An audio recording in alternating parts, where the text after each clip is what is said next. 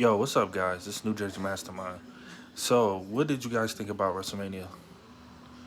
I mean, it didn't have the feel of WrestleMania how it had last year, but to me, WrestleMania was a good show. It was a good thumbs up show.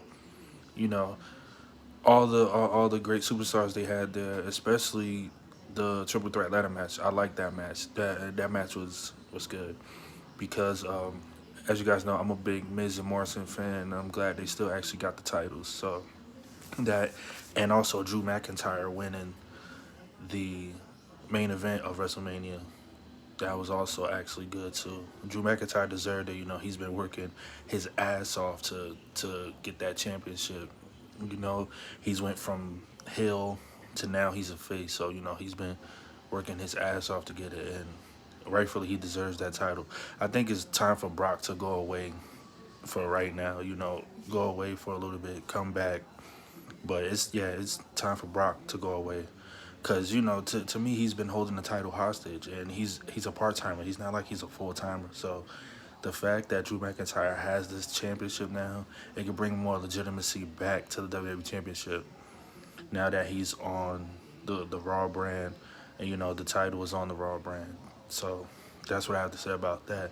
And also, the NXT match, the women's title match, I really didn't like because I know they're trying to position Charlotte as the one to pass her father in title reigns. I think now she's at 11 or 12. I think it's either 12 if I'm not mistaken. But yeah, she beat Rhea Ripley for the title. She actually, you know, I'm not a Charlotte fan. Like, I mean, I could care less how many titles she wins, but they're really trying to push her to the moon, like her father. What's taking her father years to accomplish, she's accomplished in 4 or 5 years. It took Ric Flair a hell of a lot to accomplish those 16 world titles he got, but they're pushing her to the moon. They're trying to get her to be the number one female wrestler to to conquer that accomplishment. And Rhea Ripley, she actually lost the title, which I'm a big Rhea Ripley fan, but she just got that title, I say, a couple months ago. They should have just kept it on her, to be quite frank. But I'm hearing rumors that Charlotte wants to defend the NXT title on all three brands. So I don't see how that's going to work.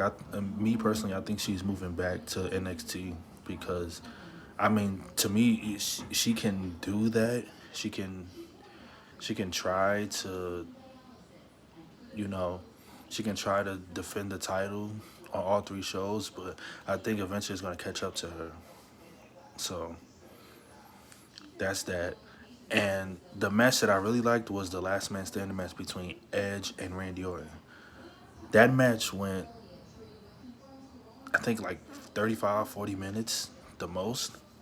So that match was good. I'm actually glad that Edge won instead of Randy Orton because even though I like Orton, I really despise him as a heel. I know that's what he prefers to be a heel, but I just like to see Edge as the winner because after everything that's happened with them in this feud, Randy Orton RKOing his wife, talking about his kids and stuff like that. Edge coming back at the Royal Rumble from triple fusion neck surgery and stuff like that. It's a feel good story, and I'm glad he actually won this last man standing match. Now I think he can move on to bigger and better things. Which I don't know if he'll be getting a title shot soon. Which I don't know because he just actually got back a couple months ago. So that's that. But I wonder who he's gonna feud with next, or is he gonna continue to feud with Randy Orton? But yeah, that and what else? What else did I like about WrestleMania?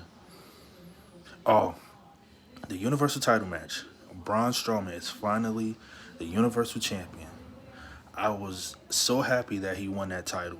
You know, Braun Strowman is a beast. Everybody said he was dead in the water because he actually lost the Intercontinental Championship to Sami Zayn. But I was like, when they punched him in for that spot for WrestleMania to fight Goldberg for the Universal title, I instantly knew he was gonna win because while I know they wasted ample opportunity on him, but I was like, why would they actually do that again to him? which I'm actually glad they took the initiative to actually put him in that match because it was supposed to be Roman, but I guess Roman was out with some type of illness or something like that, so he actually couldn't go. So they scrapped him and put Braun in, and Braun actually beat him. He beat him with three power slams and then a running power slam to pin him. When actually Goldberg hit four spears and tried to pin him, but it didn't work. So that match was pretty quick. I think that match was like 4 minutes and some change. So all in all, WrestleMania was good. It was a decent show to me. I liked it, but it just didn't have that WrestleMania feel because of everything that's going on in the world right now with this pandemic going on and coronavirus.